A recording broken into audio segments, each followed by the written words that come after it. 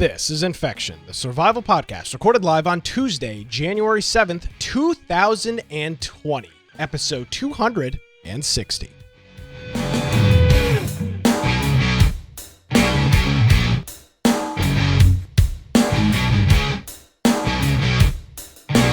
Hello, ladies and gentlemen, and welcome to another episode of Infection, the survival podcast. Infection is your source for the latest information on survival video games.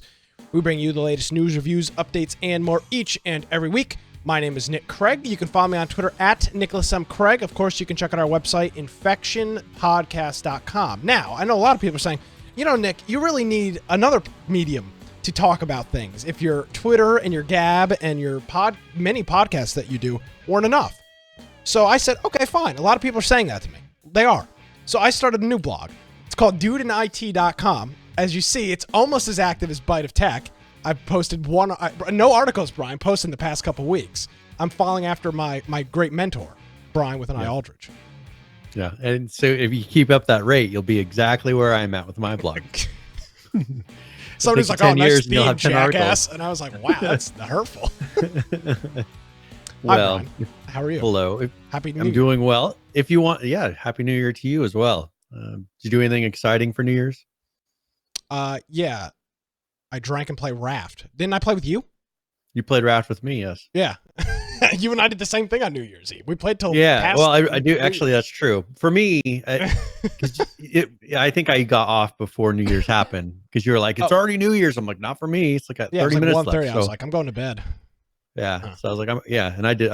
Me too. I was asleep by 12:30. Old man Aldrich living up to his back with the collared shirt. I see.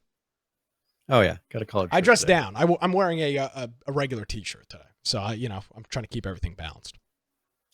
Yeah, I gotta cycle them through every once in a while. So absolutely. All right. If you want to find me at Boise Computer on Twitter, of course, my blog, biteoftech.com, and you're more than welcome to go check that out. Exciting daily news updated, I'm sure. If you want to go check out our website, infectionpodcast.com, you notice on the right-hand side there, it says join our server on Discord. If you go there, you can submit news throughout the week. We have a news channel in there. Also, when we play our games on Friday nights and through the weekend, that's a great place. We've been having a lot of people very active in ARC. So if you're interested in playing some ARC, we have 6 servers up right now for that.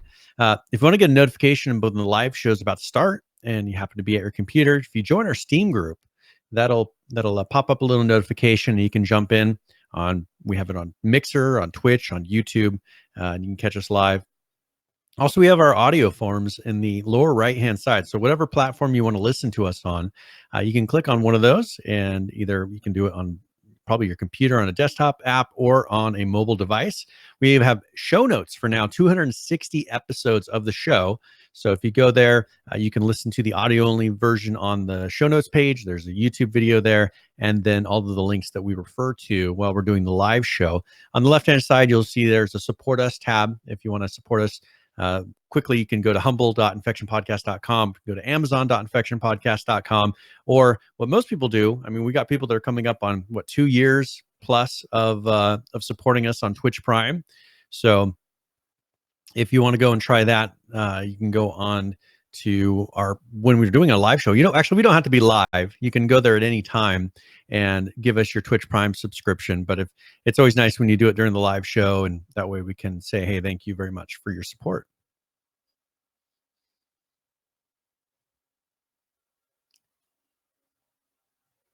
I can't hear you, by the way. I'm just letting you know. Fantastic. This is working great so far. Just making sure. Yeah, no, I did not know. Because I can hear myself in my headphones all the time. Jesus. I want to thank a couple of individuals. I did a test stream where I was supposed to be working out these technical kinks. I think I did it was either Tuesday or Wednesday last week. And our good friend Evilness FPS gifted 5 tier 1 subscriptions during that test stream, as well as subscribing himself. And he had a question that we'll get to in a second. I want to thank our friend It's Judd for the resubscription, 16 months, and our friend UGX Vibe, Brian, 23 months. Yeah. And I think our friend Valp just subscribed, but for some reason it didn't pop up anywhere. So thank you, Valp1, for the subscription as well. 13 months in a row for him. And if we if your name is not on the list and we didn't get a notification, send us a tweet, Discord us, and we'll be sure to give you your proper accreditations on the next program. So thanks to all those individuals and everybody else that is constantly hitting us up with those subscriptions and resubscriptions here on Twitch. Now with Bingo, boom, shakalaka. Oh, there it is. Oh, interesting. Boys Computer resubscribe. That's crazy. No, we'll get taken down because I'm sure you can't do that. With Evilness FPS's resubscription, he had a comment and kind of a question. He said, seriously address this view botting and escape of Tarkov at the minute because there's drops. So what's going on in Tarkov is you are getting you can get in-game drops by watching streams, which sounds like a good way to get people to play the game, and also sounds like a good way to promote streamers. Would you agree? It sounds like a good idea on paper. Yes. Reality is view botting. Yeah, you get people sitting there and one thing. Okay, so first of all, one thing I noticed was on one of these, highly, much integrity video game blogs. They were talking about one of the Kotakus of the world. They went through and they were talking about how there's this big rise in numbers and players on Escape from Tarkov, and and then they were talking about how wonderful of a game it is because everybody was watching, was interested in it. And I was just thinking, these guys obviously have no clue. They're just looking at what the highest viewed thing is, and then they're writing an article on it. They're not actually looking into the fact that people aren't actually playing the game. They're just sitting in these Twitch channels. Yeah, and Phantom 2415 says viewbotting is not AFKing while leaving a stream up. No, agreed. But you've got streamers that have jumped 20, 30, 40 times their viewer count. And Tarkov itself has got 65,000 people watching it right now. Those are not all legit numbers. And I don't think that was the intention of the developers. But all I saw was negative news about it. I mean, I guess I didn't see that article over at Kotaku about how great it is. But I mean, I saw nothing but people like, oh, this is retarded. This doesn't make any sense. Why is all this stuff happening? Like, what the hell? Why is Tarkov like the #1 game on Twitch right now? I saw nothing but negativity. Well, it's going to be better. Whatever. Yeah, it's better than whatever they had before because their numbers weren't great before. So now the problem is there's a lot of different gimmicks that get people going to do different projects at different times. So it'll be interesting to see if this is something that Twitch responds to. If they don't want this behavior in the future and they don't want other companies doing the same thing, then I think it's going to be something that they're going to try to prevent and do things to make it not happen. Now, Twitch has been very inconsistent. I mean, if you just look at what Twitch has done over time, enforcing certain rules, not enforcing certain rules, I really don't know what they would do now because they just seem to do different things depending on who's moderating at the moment. So I don't know. I don't know what's going to happen with this. It's not the worst thing in the world. If Twitch doesn't care. Yeah, I mean, who cares? Really, who cares? I mean, if it changes who's at the top, but if you don't like it, then don't go and watch one of those streams. Yeah, well, true. So Tarkov has been one of these games. We talked about Tarkov a long time ago, like when it was in its early infancy stages, and the notion at that point in time was that it was kind of a junk garbage game. I haven't really followed it a whole lot since. It's way too hardcore, I think, for most people. It requires a significant amount of time. The inventory system is just a nightmare. Well, a nightmare to you. A lot of people really like how it works. So the way that it kind of works is you have a like a bank inventory, and you essentially just withdraw from your bank and deposit into your global inventory bank account, and build up a bunch of loot. That's kind of how the inventory system works in Tarkov. Well, and I mean, when I watch people play it, and I'm seeing them just like, I see bags in bags. It's like stacks of backpacks in backpacks, and it's just like, it makes my head spin. I'm like, what in the world are they doing? But it's just weird. I mean, it's just not it's not how it's usually done. And I guess part of the thing with games like this is when you learn to kind of master whatever it is. I mean, a game, there doesn't have to be one way that a game is. I mean, they've made it in their own little way, and a lot of what makes a game interesting for some people is just mastering the way that game has quirks and the way it works. Yeah. So I think it's fine with me that it's different, but it's something that when I watch it, it just kind of it just seems strange to me. It just doesn't seem like what you usually see in an inventory system or a lot of different things in it. Yeah, I'm not really interested in trying it. Just because I don't think it's a bad game, but it's a commitment game. And I think, like a lot of other games that we've talked about, unless you're willing to put in the time and the effort, and this is accurate with a lot of things. So let's. Yeah. But I just want to play a game sometimes, and Tarkov isn't that. Oh yeah. At least I don't think it is. From everything I've read and watched and seen, doesn't appear to be that way. Maybe I'm wrong. I mean, we've been wrong before about games. We were way wrong about Rust. We were. I tried to get us to play Rust. Our community really pushed back on Rust. Yeah, originally. Because everybody, it was just kind of like, eh. But I'm not. People didn't like it's a harder core game. People don't like the PvP of it because we would go play on public PvP servers and get our asses kicked. Nobody likes that. You would get trolled for hours. Yeah. Now, to be fair with Tarkov, like the standard edition's like $50 or $45 or something. It's expensive. This is not a, $15 early access game. This is an expensive alpha, I guess is what it's called. Beta. I don't know if it's an alpha or beta. Yeah. So. Well, we'll see. What'll be interesting is the next 2 weeks. Does something change to prevent this from happening? I mean, that's the thing is this a legitimate marketing strategy? Is this a legitimate way to get interest in your game? Or is Twitch going to try to stop it? They're not, because we've been view botted before. Just randomly. Like somebody will send like 30 viewers here.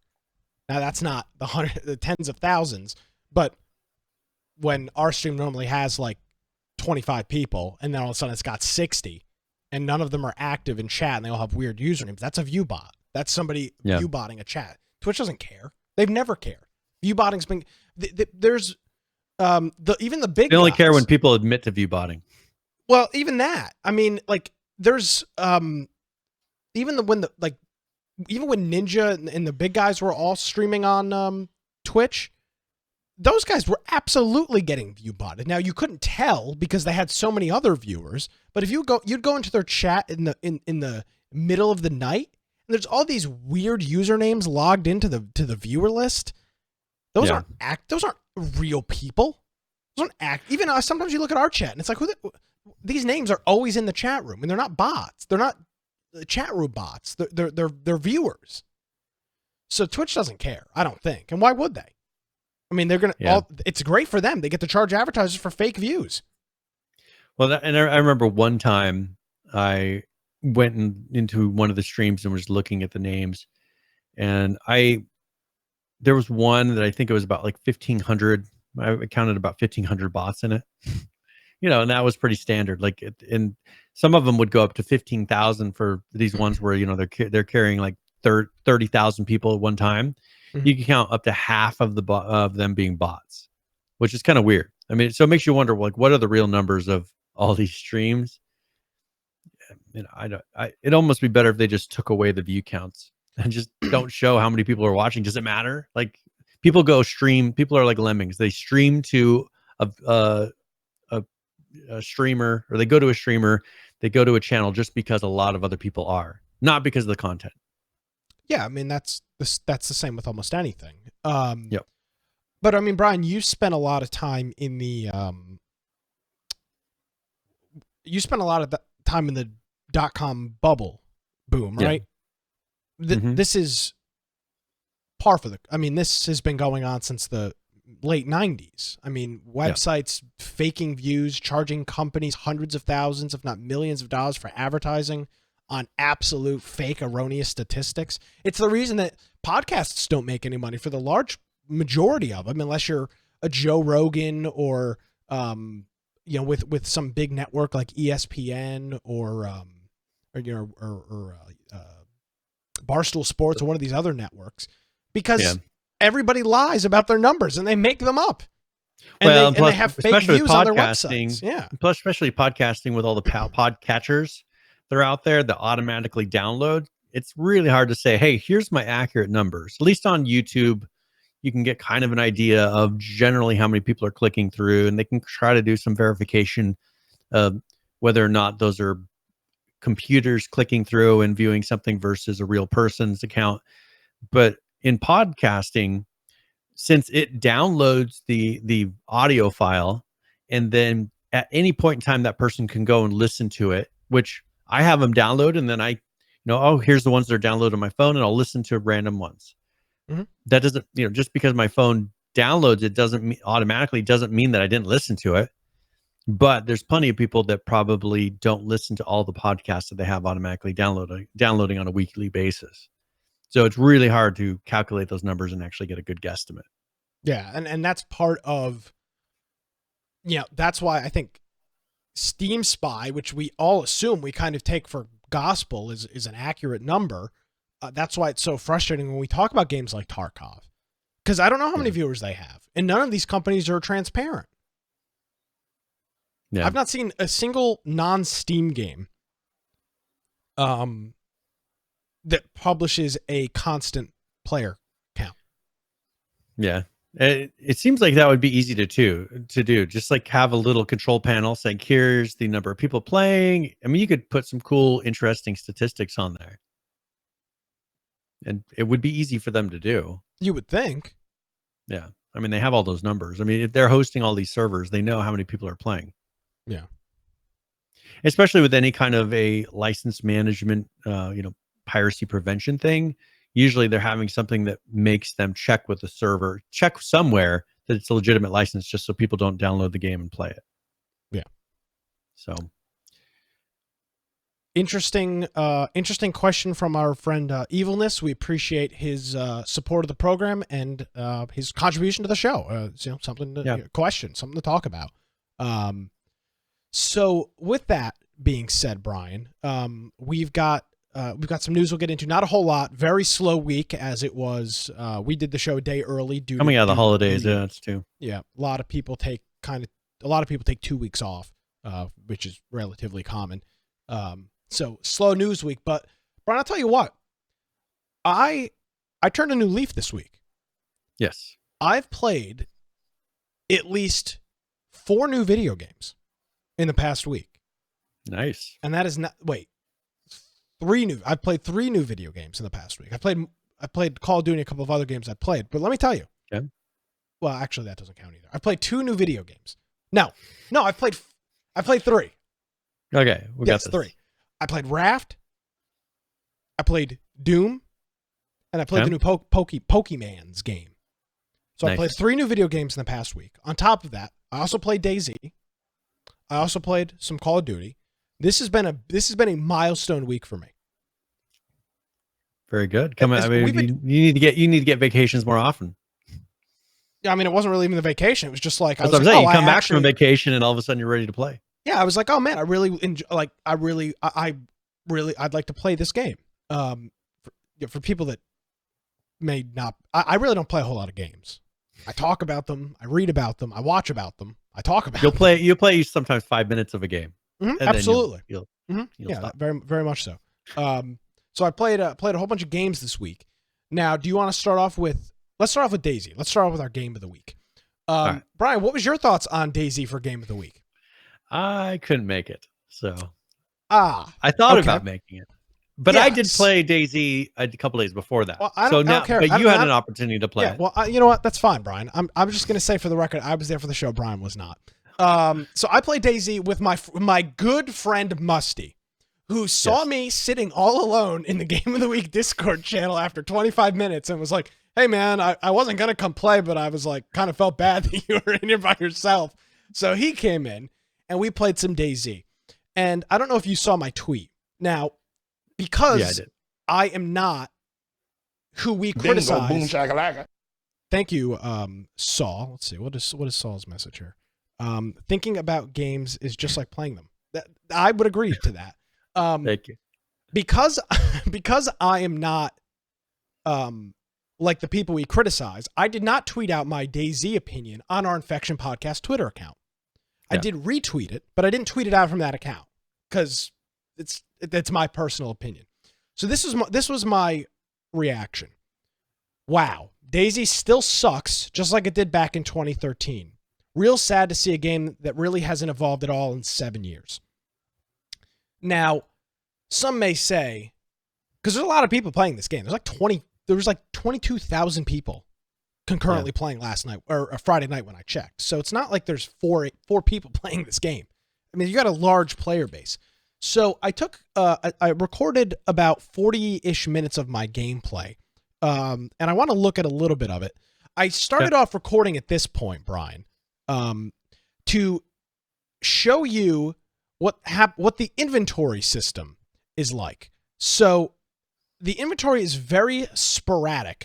What I think I'm going to do here is, I'm going to drop something on the ground, a bike lock, and I'm going to get a prompt to press F to take. I'm pressing F. I'm doing the take animation, and it is not picking it up. This item was previously in my inventory. Now I will try dragging it into my inventory. It will not go. And the third time is the charm. It finally goes to my inventory. So after pressing F 3 or 4 times and then dragging the item, bike chain lock, into my inventory, it finally went. Unexcusable. Unexcusable. This is an official DayZ server. This game has been out for 7. Is it lag, do you think? No! It's just shitty inventory management. Could you see from, we talked about this a little bit. Did you see a way, you pulled up the inventory to craft. You had the inventory up for a couple seconds.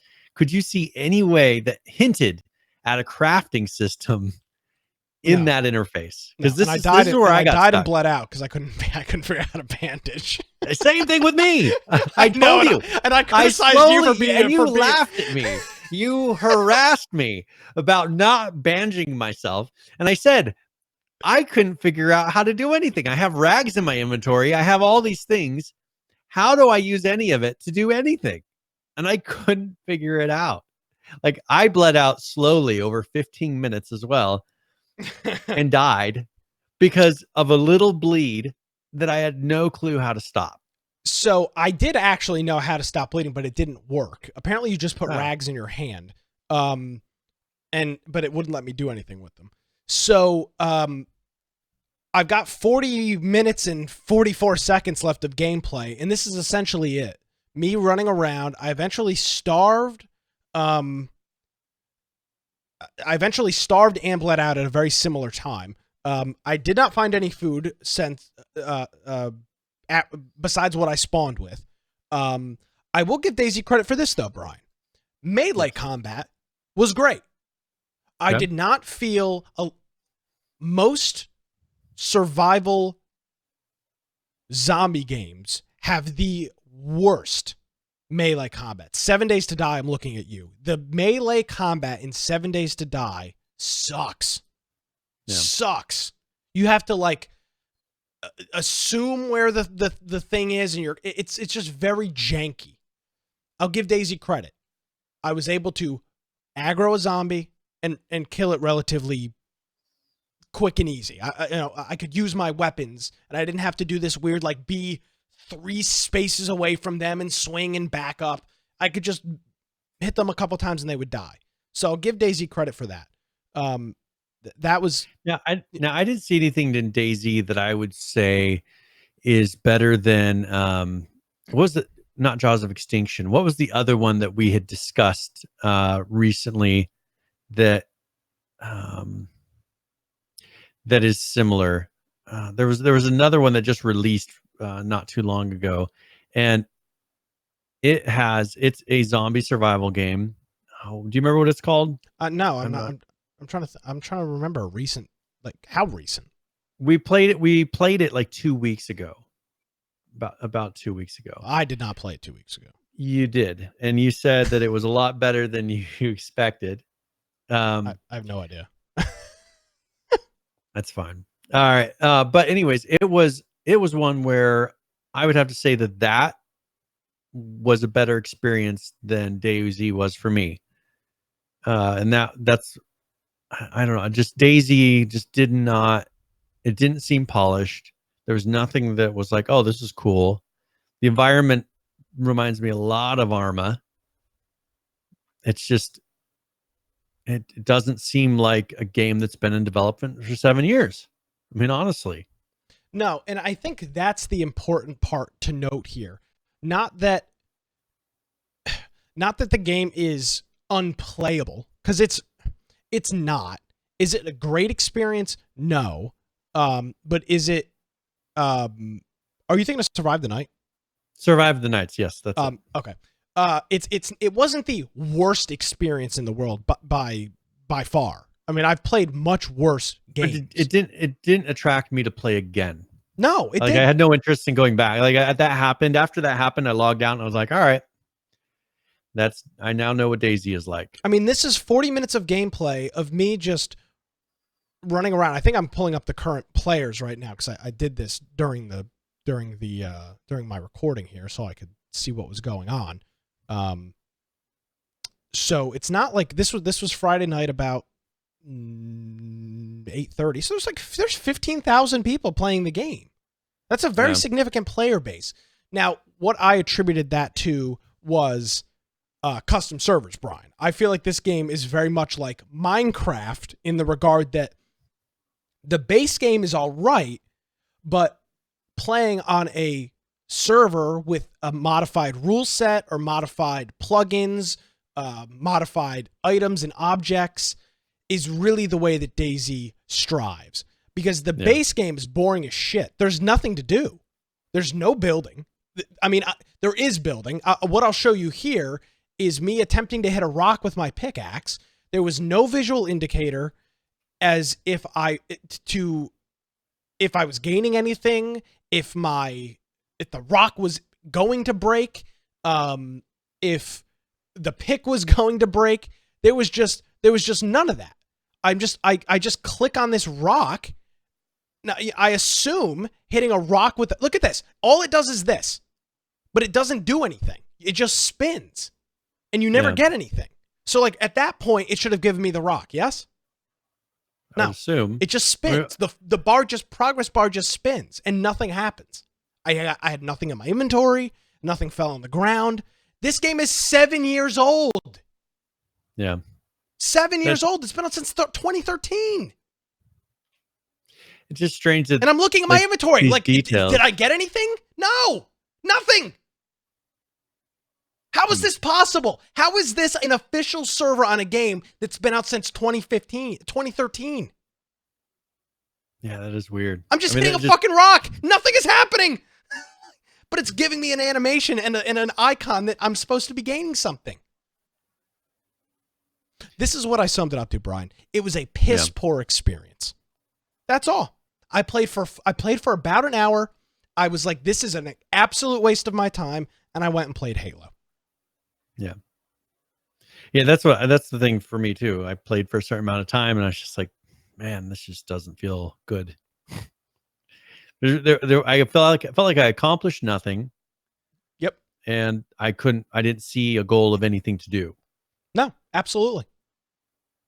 I didn't see any other players. I had 3 or 4 guns, no ammo, no magazines. At this point, I'm running low on food and health because I'm not finding any food. I'm following a guide online on how to craft bandages. I'm shredding cloth, which, by the way, you have to hold a sharp object in your hand, crouch down by the cloth, and press right click. Super intuitive. Could not figure out a way to bandage myself. The way that you're supposed to do it in the game did not work, and that was it. I played for about an hour, and that was my experience. Amazing how fast those zombies are. So here I am. I mean, you're supposed to put the rag in your hand, and then you're supposed to be able to bandage. Could not bandage. Yeah, that was my experience. I mean, it sounds like you had a duplicate experience to what I had. And I tried, Brian. I really did. Because I played for over an hour. Which I think by the hour mark, by the 20-minute mark, I was bored out of my mind. I had to give it at least an hour. I had to give it due diligence. I hadn't played this game since 2016. It was over 3 years. No wonder. Yeah. I just think for me, after a half an hour, I was like, after I died, I was just like, I don't feel like running around again. For nothing. Because you were spot on. Now, what I will say, and I think is probably the accurate thing, and our friend Musty tried getting me to play one, but I was had such a sour taste in my mouth at that point. We realistically need to try playing on an Epoch server or something, some sort of modded server. Yeah. That's got a base building system and some other things. That's not the base game. With, there's servers that have got 10x loot drops, or just things that make the game probably more conducive to actually playing instead of just running around. I think that something accelerated would make a huge difference. Yeah. I mean, even in Ark, like for us, the original time we played Ark on an official server, that was fun. But I think that going back to it, we wouldn't put in the time doing that slow pace again. I think accelerated for a lot of people when you're only going to be playing for maybe a month or two is much more fun. You actually get to get somewhere and experience something. And if we had the opportunity to build a base or to do something that made it feel worthwhile, then, or even just going out and figuring out the map and stuff. But right now, I didn't feel like I was learning when I was running around. I wasn't learning where anything was. I was just wandering around and it just felt empty. Yeah, I mean, it's a big map. It's a big world. Actually, I didn't bleed out. Now I remember. I got killed. I found these two random guys. Oh, yeah. So, hold on. Let me see if I can view this. So I found a chicken that was dead. And I thought, right, I can cut the chicken, right? Or do something with the chicken. No, it just hen. Couldn't do anything with it. Couldn't pick it up. Couldn't cut it up with something. It just hen. Tried hitting it with my hatchet. Yeah. Nothing. It's about as useful as the rabbit in H1Z1. Yeah, but at least you could kill the rabbit and it was cool. Unless it was in the water. Remember we had a rabbit that had like with 20 arrows in its head? Yeah, that's on the tip of the weekend show, I think. Yeah. And at this point, I'm walking so slowly because I'm so hurt. I tried talking to a guy and telling him, like, help, I need help, I'm dying, and he shot me. Or he hit me with something. I don't really remember exactly what happened. But we'll see it here towards the end of the video. It was just a bad experience, Brian. And it's exactly why I haven't played the game in almost 4 years. But okay, so out of this, like, what in the world do you think makes it to where people continue playing this? Modded servers. You said modded servers, but still, like, there's got to be better games like that you could go play that have a better experience on them, even modded. Yeah. I mean, like, this seems like it's about as rough as it gets. Like, why would you bother? Yeah. Yep, that was me. Go play SCUM, something else. Like, SCUM is a better experience than this. Speaking of SCUM being a better experience than this, are you going to no-show me again this Friday night? No, I'll be here. You sure? Mm-hmm. Okay. What are we playing Friday night, Brian? We are playing SCUM because it's 0.3.1. Oh, yeah. Is the version. So they put out a lot of updates since we played it last. And as I said, SCUM is a better experience than DayZ. I've now played both. I can tell you that at least with SCUM, you can figure out the inventory. You can figure out how to do things. You actually have something to do. I mean, in the early states of SCUM, it felt better than DayZ is now. and I'm excited to kind of see where it's at this point because they've added a lot of things. Yeah, I can only hope that there is it can't possibly be worse, can it? Than DayZ or than original? No, than DayZ. I mean, SCUM can't possibly be worse than DayZ. The thing is, SCUM was better than DayZ is now. What, a year and a half ago when we played it? A year ago? The experience for me was better. That doesn't surprise me. So I don't think they've made it worse. They've added vehicles, they've added base building, they've added all this stuff that I didn't see at all in DayZ. Didn't even get close to it. All I did was run around and pick up a couple weapons. Yeah. And bleed out. So, and I've done a lot more in SCUM, and I think that if we can get a group going, I think people will enjoy it. So, we're going to be playing SCUM Friday night on our Discord servers, where we'll team up. We'll find either a public. I think there's only public servers, right? I don't think there's hosted servers. I think so. Yeah, I've heard of private server shop. We'll find a server with a medium-ish size population. We'll hop in there and hopefully accomplish something. That's all I want from a game, really. I mean, even if it's a bad experience, Brian, I'd like to at least accomplish something. Yeah. And that's the rough thing, is when you get in there and you just feel like nothing happened. And that's been our biggest complaint. I mean, for instance, Miscreated. That's always been our biggest complaint of Miscreated. We love the concept of the game, but every time we end our play sessions of it, we just feel like we got nothing done. Yeah. Every time. And so I think with SCUM, if we can get a big enough group in there, we could at least get a base built and have some fun. So that will be this Friday night in our Discord. You can find the links, all the other information on our website. It's infectionpodcast.com. All right, Mr. Brian, let's talk about a game that you and I played together. Yes. A little game called Raft. Now, we've talked about Raft in the past, not extensively, but I'll tell you what, this little game that was like $11 or $15 when I bought it blew my socks off. Yeah. Go ahead. Go ahead. Why don't you start us off here? All right. So you guys had kind of started a little bit and I joined in, but you had built a raft. And when I joined in, you were docked up to some sort of an island. And you were in the process of building a radio. Now, when I logged in, they had these catchers that were catching loot, because what you do is you float around and there's trash and things in the ocean. And that's how you gather a lot of your wood and plastics and various building supplies. There's a shark, or probably a lot of sharks, but there was a shark that would only one attack your boat. Yeah. And as you went to islands, I think there was always a shark at different islands, but it would attack your boat.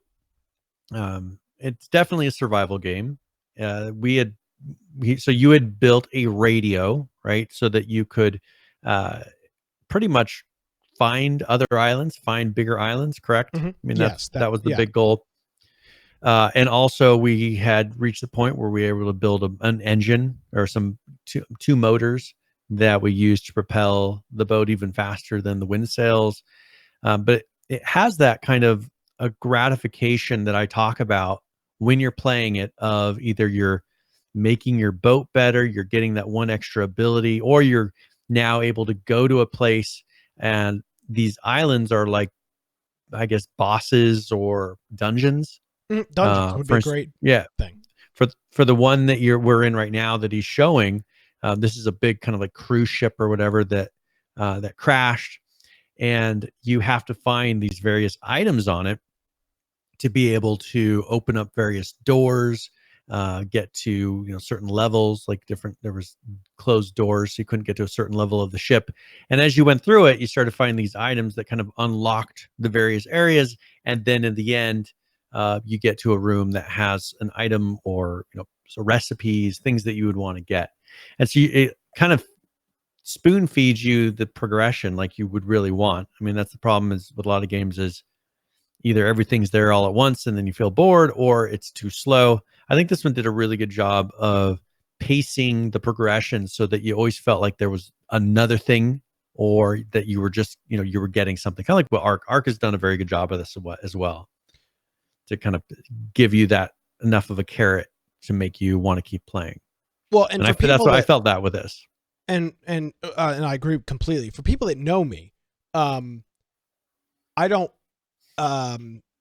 play games for a long period of time. Brian, I played Raft from 2:30 p.m. on New Year's Eve till about 1:30 in the morning. I did stop and eat dinner. I don't even believe I logged off for that. I logged off once to reset my game because there was a bug. That was it. Play for and I had no hours. issues with mine. I mean, that's the thing is I didn't have any. One thing that happened. So after we, for instance, saw that ship, there's kind of like these radio broadcasting bases that are out in the ocean. They can get various things from, but then we found a huge island. Like, talking about like a gigantic island. And it had various quests on that island to unlock these like radio towers, if I remember correctly. Yep. And there were bears and all kinds of animals and things on these islands. It was a challenge to work your way through that island. I think they did a really good job of making it to where even just that island, it was just not just a place that you ran around. Like, you had to kind of progress through the island as well. So that they did that in a very unique way that I thought was done well. But they did a good job. I was very surprised. I saw that, and we had talked about it a little bit before. People were saying that this was a good game, but I was surprised that it had the way that they did the progression. I think that they did a really good job of it, and it's one that I'd be now. One thing that I will say is the servers worked on where it's pretty much one person hosts it, which is kind of good and bad. We just have to wait for that person before we continue, I would assume. I haven't looked at like dedicated servers or anything like that, but I don't think there are. Yeah. So that's one thing to keep in mind is it's a group thing, kind of like what the Forest was and some other games that we've played, Islands, to where one person's kind of the host and then there's a save game for that. So that is how this works. The game was very pretty. Very, very pretty game. The color, you can see underground right now. This part of the ocean is hardly even seen. And they've got these very nice, pretty pastel colors. The game ran very well. It was it was a little buggy, but for what it was, relatively bug-free. I had a great time. I have not had a good gaming experience like this in a very significant amount of time. Yeah. This was a good quality gaming session. I don't know if it's on sale anymore, but we got it for a really good price during the sale. And if it is, let's see, Raft currently it's $19.99. Yeah. So, you could, I think you would enjoy, most people would enjoy a game at $19.99, but if you want, put it on your wish list for when it goes on sale. And then if you want to grab it, then pick it up, because it was a lot of fun. It's definitely worth, if you have a small group of people who like to play games like this, grabbing it and just doing a couple play sessions with it. Yes, absolutely. So that is Raft. Hopefully we were able to shed some insight on it, and I would say it is a high recommendation. Now, I said last week I had a less than stellar experience playing alone, and I was told by our friend Saul, you got to play with other people. Totally checks out. If you're not gonna play this game with other people, I don't think I'd recommend it. Okay. If you're gonna play with a small group, 2 to 4, 2 to 6 people. We had at one point we had like 6 people playing. It was great. So with that being the case, I had a great time. Cool. I'd highly recommend it. Yeah. Yeah, if you're interested in survival games, and obviously you are, if you're listening or watching this. What makes you say that? Well, you would hope. This is not a BR podcast, no matter what people say. But this is the core survival game. I mean, most games have really muddled what survival is, and this has all of the features of what a true survival game is. So check it out. It checks a lot of the boxes for survival, and it's not impossibly hard. The barrier to entry, I think, was relatively easy. We did not have to play for 11 hours to get to have fun. We just were so involved in it that we were like, oh, we don't want to stop, even though everybody was exhausted.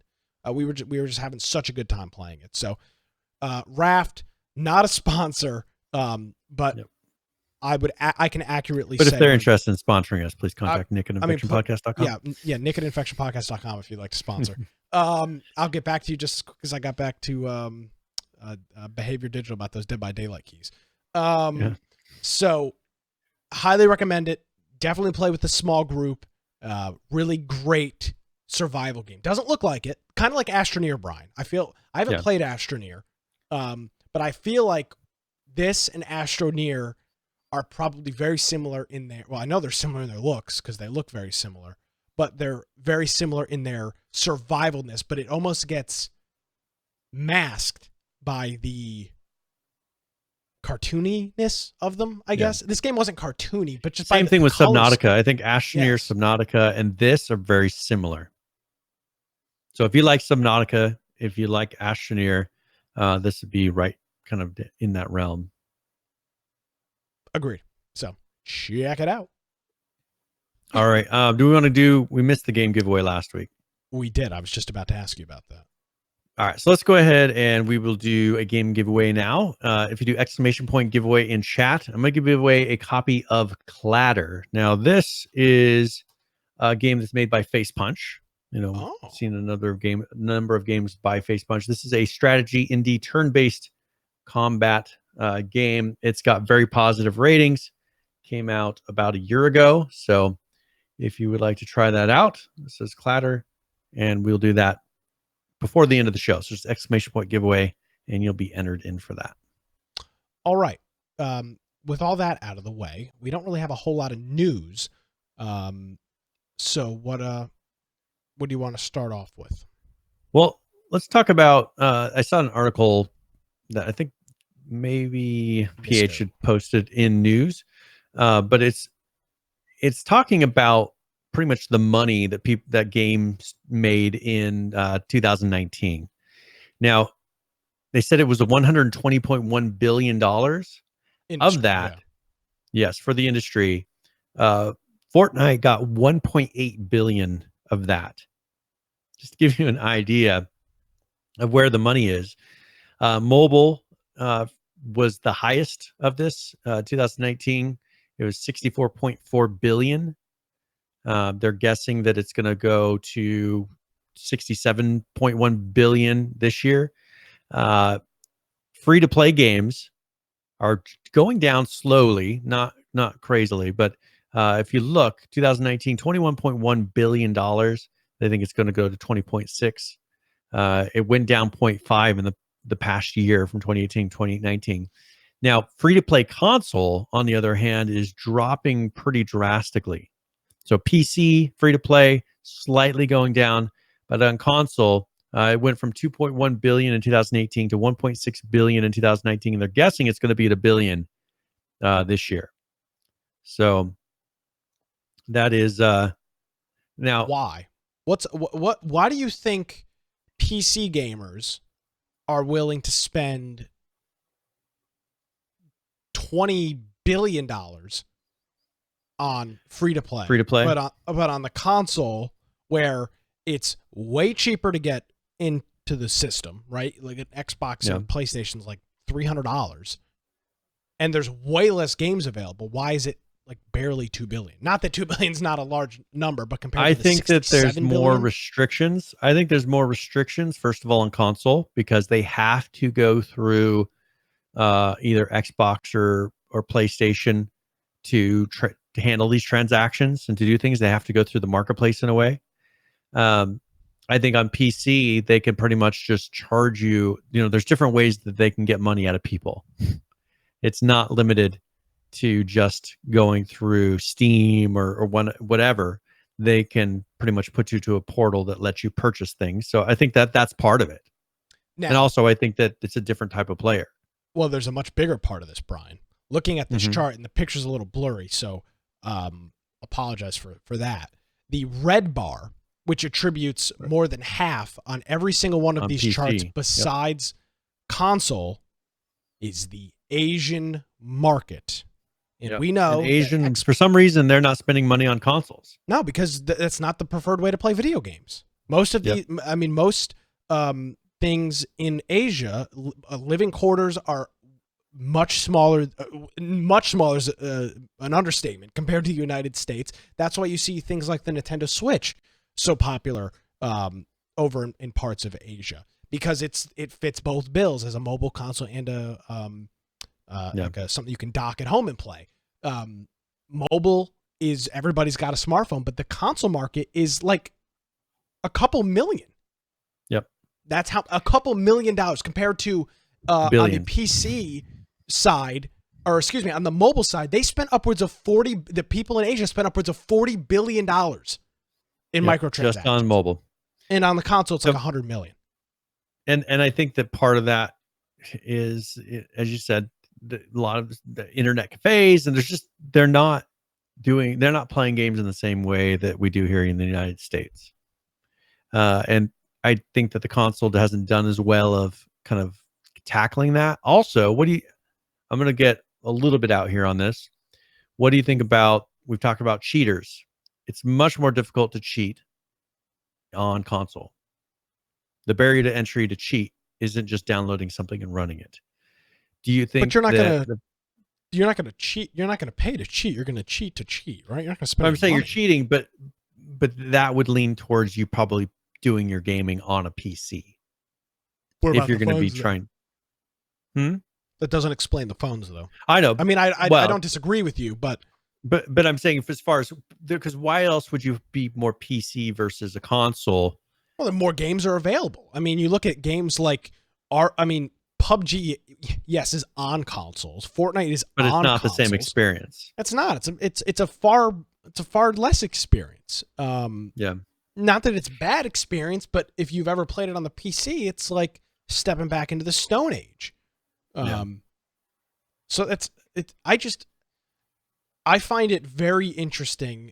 Well, first of all, I think everybody needs to look at this and realize the PC audience isn't quite so mighty as everybody says, because more people are spending money on mobile phone gaming than they are PCs.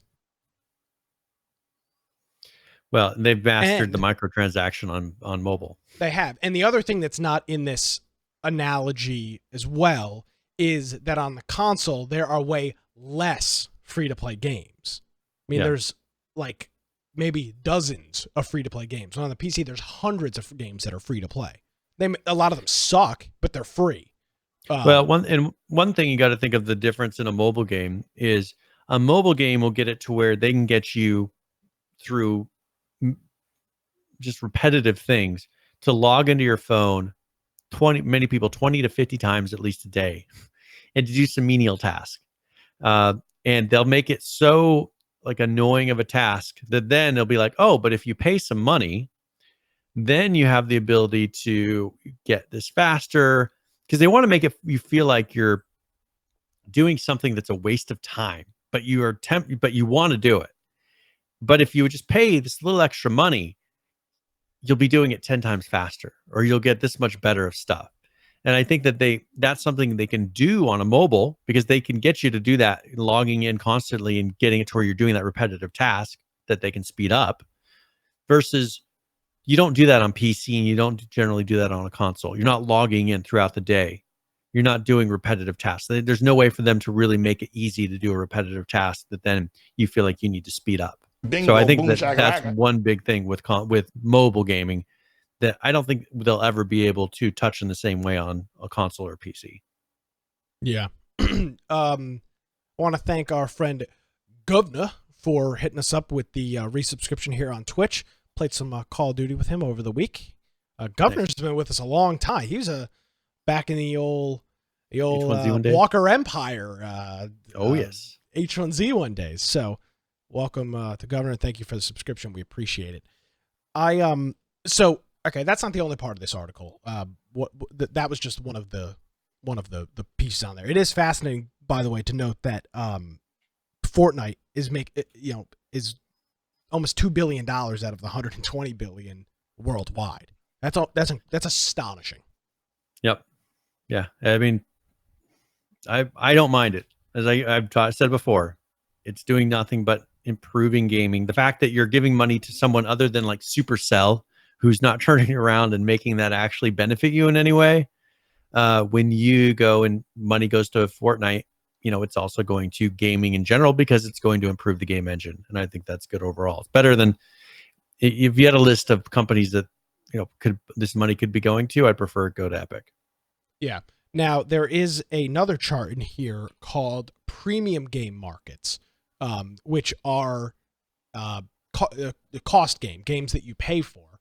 And the costs on the PC, nowhere near the cost that it is on the console. It almost double on console. And that is exactly what we've been talking about. There is a lot more on PC. A lot of it tends to be cheaper. A lot of it tends to be less finished, less polished. On the console side, you tend to have more AAA, $40, $60 titles that tend to be full-fledged featured games. So But look at the big difference too with the premium market, how fewer Asians are playing on PC. Yeah.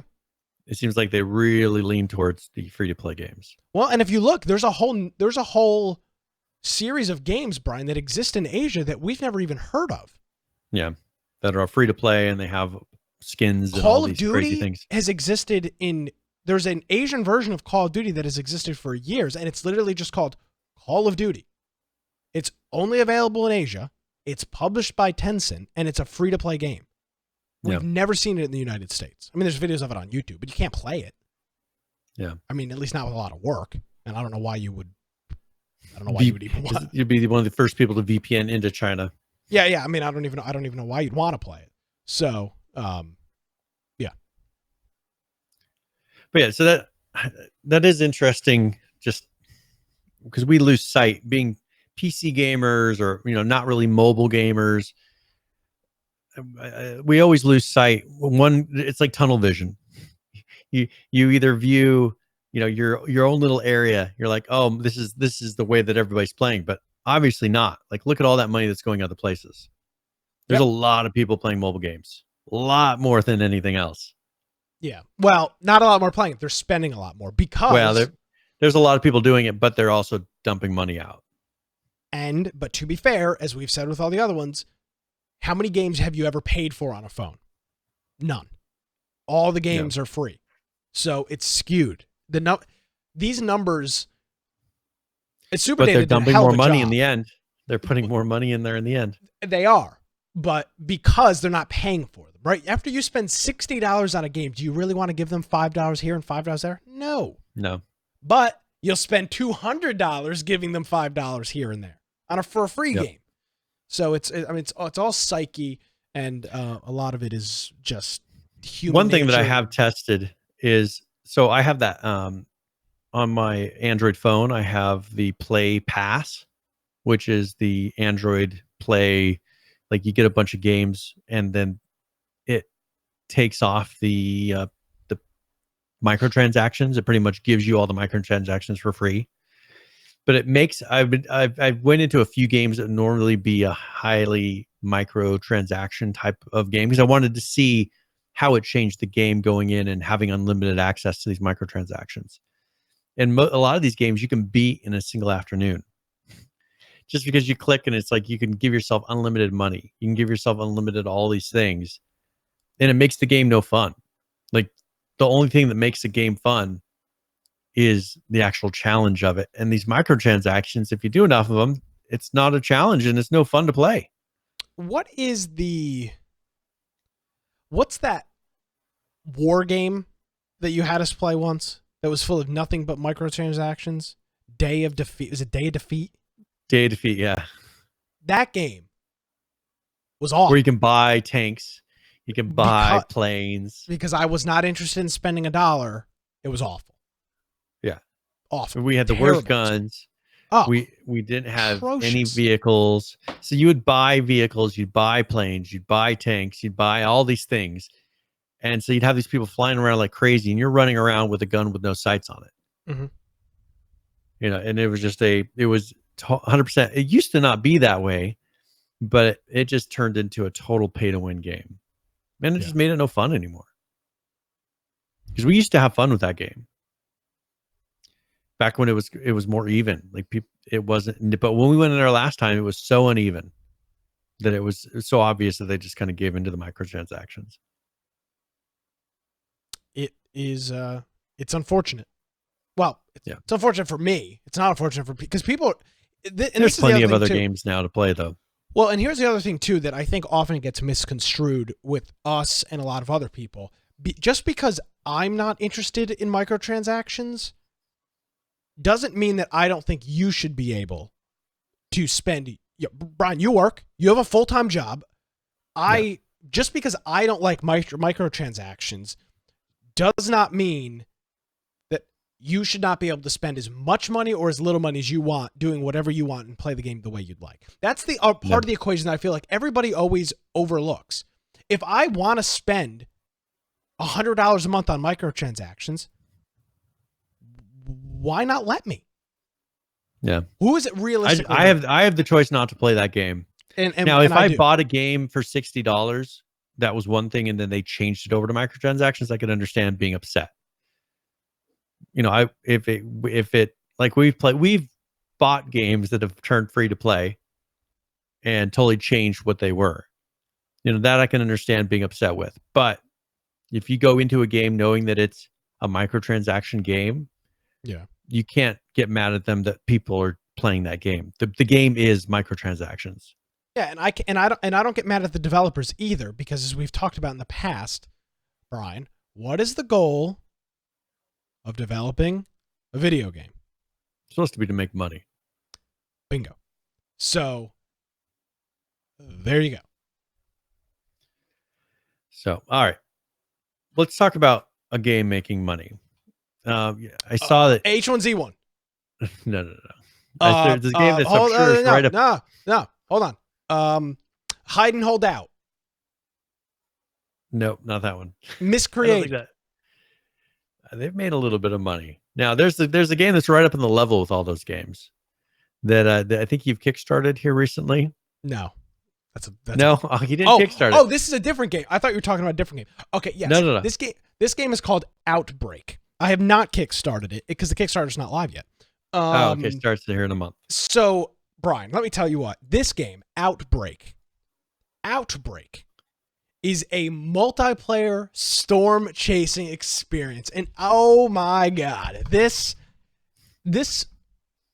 sounds fantastic. Now, they're beginning a Kickstarter late February, which I'll absolutely be. Oh man, look at this thing here. You can see the Dominator, which is a real life vehicle that's developed to chase tornadoes, with a probe on the top of it and a very large, what appears to be like stovepipe tornado out in the field there. And you're gonna like drive around, chase tornadoes, and get points for doing stuff. It's got multiplayer, upgrade your vehicles, cosmetic options, maps, and radar. It's got a 625 square kilometer map, weather stations. This vehicle, which is this is the Dominator 2, I think, by the pictures of it. A whole bunch of cool stuff. A great gas station picture right here is noted in our Discord. Very high resolution and not low poly. Not at all. Man, I can't wait for this. Wait, here, go back. It said the Dominator 3 is officially what? It's officially confirmed as a vehicle. So they will have the Dominator 3. So the reason, okay, so you may laugh and then go, oh ho ho ho. So, I'm sure you've never seen a picture of the Dominator 3. The Dominator 3 is a literal vehicle. I believe it's built on a Chevy. What is the Chevy? I think it's a Chevy Yukon chassis, and they literally stripped the entire car down. They lined it with like bullet Rhino resistant whatever, and it's got hydraulics so that when not that anybody gives a shit about this, but when the whole idea with this thing is, as you get near a tornado, Brian, the reason air can pick you up is because it gets under you. That's how things fly up in the air. So this thing, it's got hydraulics. It falls completely flat to the ground. So the idea is if air can't get under you, it really can't do a whole lot of anything. And that works out pretty well. So the Dominator 3, which is owned by, the idea is owned by Reed Timmer and his folks over at tornadovideos.net, that's going to be in there, which I'm very excited about. He's even been tweeting about it, which is awesome. The guy, the Reed, who's like a legend in the storm chasing. Brian, you know, Brian, I know you've been watching a lot of TV recently. You and your friends have been watching TV. Let me give you a recommendation on a show. It's a Discovery Channel show. It's a couple years old. It's called Storm Chasers, I think. And the Discovery Channel went along with these guys. Will you watch a couple episodes of it and let me know what you think? Storm it's Chasers? Fascinating. Yeah, I think it's called Storm Chasers. It's a Discovery Channel show. It's probably from like 2014, 2013, 2012 maybe. All right, I'm putting it on my list. Great series. It features the Dominator. You can see it hanging out. Lots of cool stuff in there. So I'm very excited. We are going to be switching to the Weather Game Simulation podcast here in the middle of 2020. All right. It's outbrk game.com. Kickstarter doesn't start for Kickstarter February 24th. Yeah, a month and a half or so. Very good. All right, we'll track the and who knows? I mean, the graphics, all that stuff could get better. It doesn't matter. To see how well. This is the thing about this game. This game is not. It's a niche game. It is not meant for the masses. Bingo. This is not meant for you, bro. This game is not meant for you. You would not buy this. But game. This the game thing is, if they made it well enough, like you could get people, just like people get interested in Truck Driving Simulator, which I find very fun. Yeah, right? So do I. That would seem like it's a very niche game, but they did it in such a way to where you sit down, you play it, and like, hey, this is actually really good. This game could be exactly the same way. People would enjoy doing it if they made it challenging enough to where you're going and accomplishing things. I think people would enjoy it. I agree. All right, so there's a polygon warning system. I mean, that's super cool. Perfect. All right, now is this next one the one that you were thinking I was going to be? Okay, let's talk about this one. So, a game that we talk about or mention fairly recently and often is Star Citizen. You know, they're putting out teasers of various features that they've added, like walking around the hangar, looking, and you can see ships loading into game. That's a cool feature that they've showed recently. Now, one thing that's happened, because there was a lawsuit that they are actually being sued by the game engine, Crytek. Crytek. So Crytek makes CryEngine, and they believe that they have unsanctioned use of the CryEngine development tools. So this is back in 2017 that this started. They switched. So the thing is, Star Citizen switched to Amazon Lumberyard, and they viewed this as a breach of the contract that they did with CryEngine. So I bet you I know why they see this as a breach, because they never actually sold any copies of the game, and CryEngine make probably any didn't get type any licensing. Yes. So but how much my concern is how much of this is CryEngine's fault for selling the version of the engine that this was being developed on to a whole nother company, who then took that version and improved upon it, and then came out with a whole new version of their engine, which was very, very different. It was just as easy for them to start and move over to Lumberyard and continue from there, because that was the version of the engine that they were working on. And then it improved from there. So I think the only thing that really is iffy about this is the fact that CryEngine sold that whole version of the engine to another company. So can't someone who's developed on that version move with it?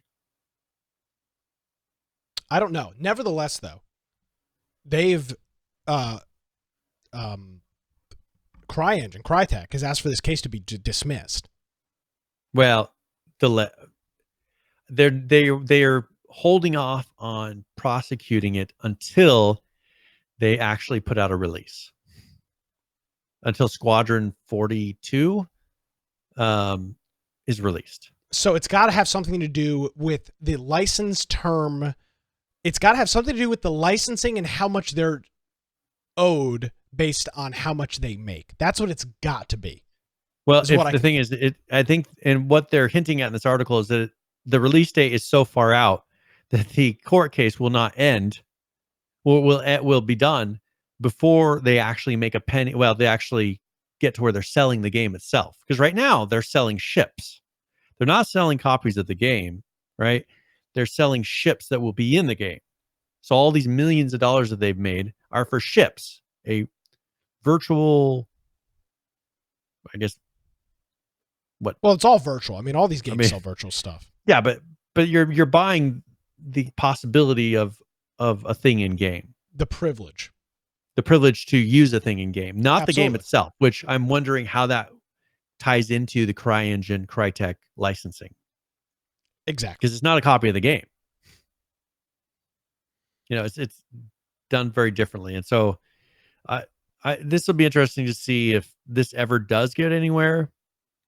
But I wonder how much Amazon is going to help with this as well. Like, do you think Amazon's willing to step behind this and help defend somebody who switched to them? Because if one company loses to this opens up any other companies that have moved, that were using CryEngine, that then moved over to Amazon to lawsuit as well, because precedence has been set at that point. Yeah. It would be in Amazon's interest to make sure Star Citizen does not lose this case. Yes, and it's also in CryEngine's interest not to look like a bunch of douchebags in suing people that are using their engine. Yeah. So or a licensed version of their engine. Yes, which is what Amazon has. So I'm not a fan of Star Citizen for a whole bunch of reasons.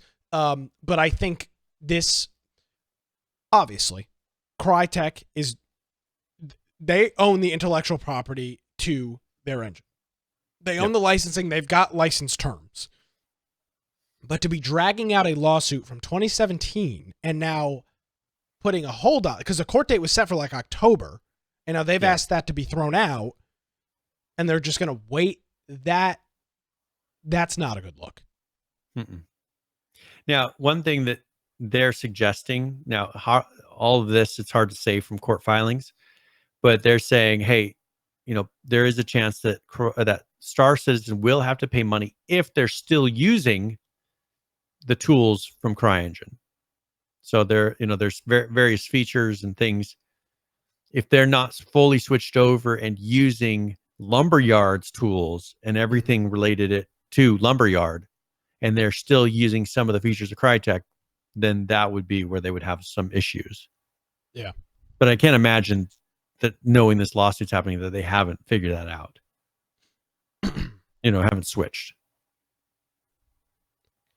But it's just a bad. It's a bad look. I mean, it's just a bad look to be suing a game as large as. And again, I'm not saying they're not entitled to their. If they did something that was out of the license term, they absolutely. But figure it out. Yeah. I mean, when it drags on for Star Citizen's never going to come out. Like, are they going to drag this on forever? And they did say, they said, they're voluntarily dismissing it now, without prejudice, with the intention of refiling the suit against them following the release of Squadron 42. When's that going to happen? That's what they're saying, is that's what the kind of connotation with this article is, yeah, they don't think that's anytime close because they're totally dismissing a case and saying, all right, once you get to that point, then we will. So it's not in the next year. Yeah, because you could extend this case. Yeah, it was set for October for the trial, which is so do not expect Squadron 42 anytime in 2020. Yeah, or else this case would have moved forward.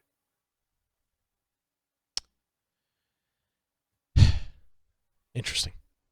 Yeah, so that is Star Citizen. Maybe we'll see that pop back up. Now, a very exciting piece of news. I know that you had posted this. Yes. So CES is going on right now, which is the Consumer Electronics Show.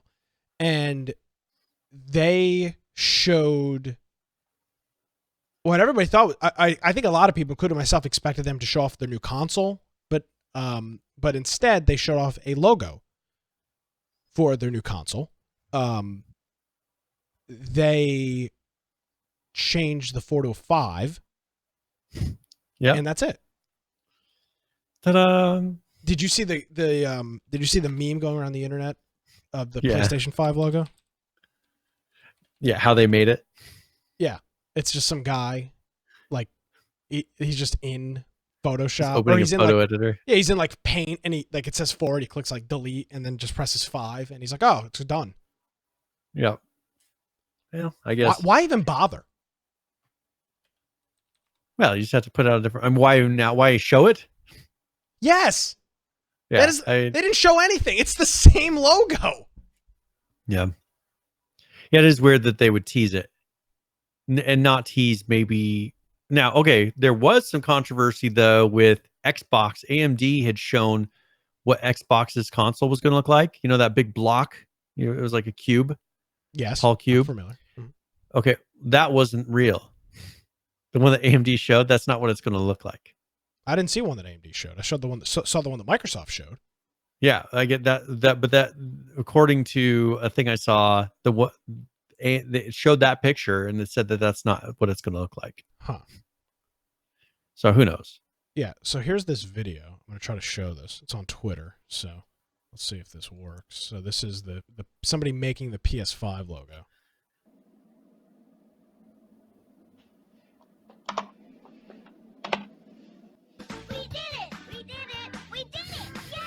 Yeah.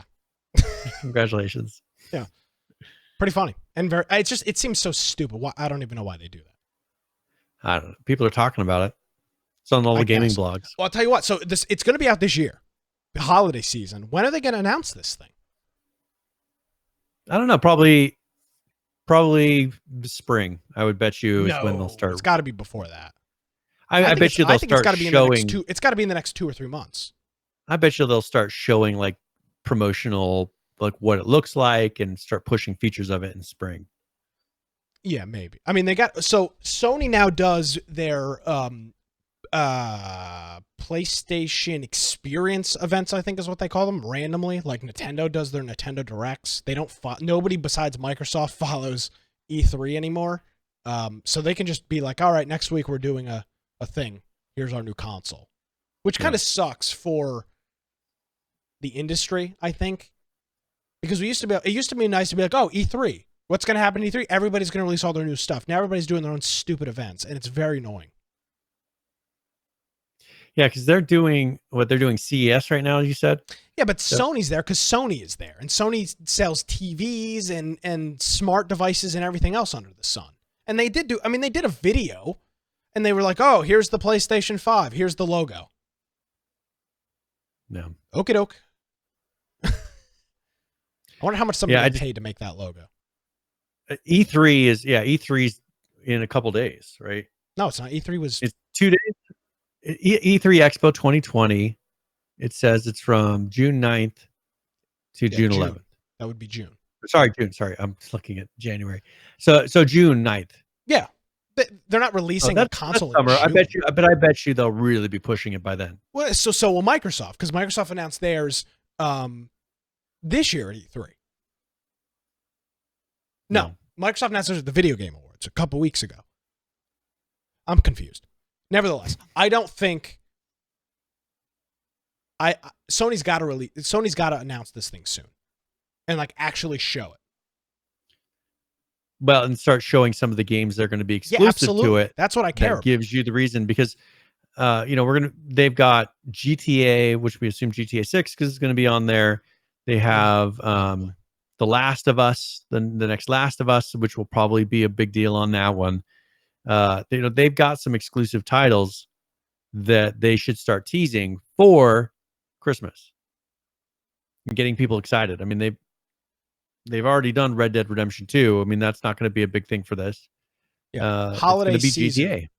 If it'll be, if it's like the last set of consoles, it'll be out in mid to late November.